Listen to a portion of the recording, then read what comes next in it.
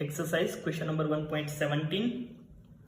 Careful measurement of the electric field at the surface of a black box indicates that the net outward flux through the surface of the box is 8 into 10 raised to 3 newton metre square coulomb inverse.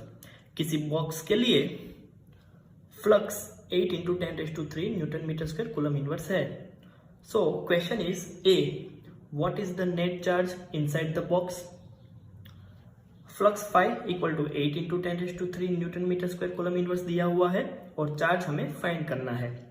So by using Gauss law for close surface flux phi equal to q by epsilon 0। हमें Q find करना है तो Q को subject बनाएंगे तो q equal to phi into epsilon 0। दोनों की value रखेंगे तो फाइनल हमें चार्ज मिल रहा है q equal to 7.08 into 10 raised to -8 coulomb, जिसको हम 0.07 माइक्रो कूलम भी लिख सकते हैं।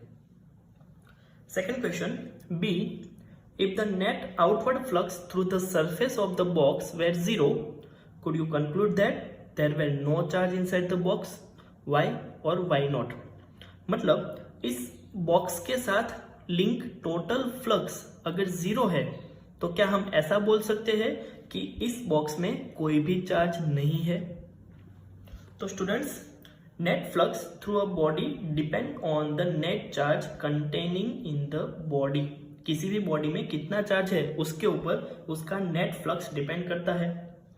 So if net flux is 0, that it can be inferred that net charge inside the body is 0। अगर किसी भी बॉडी का नेट फ्लक्स 0 है तो हम ऐसा मान सकते हैं कि उसके अंदर नेट चार्ज भी 0 होगा। नेट चार्ज 0 मतलब नो डाउट उसमें पॉजिटिव और नेगेटिव चार्ज हो सकते हैं, लेकिन द बॉडी में have equal amount of positive and negative charges. So दोनों का एडिशन करेंगे तो नेट चार्ज 0 मिलेगा।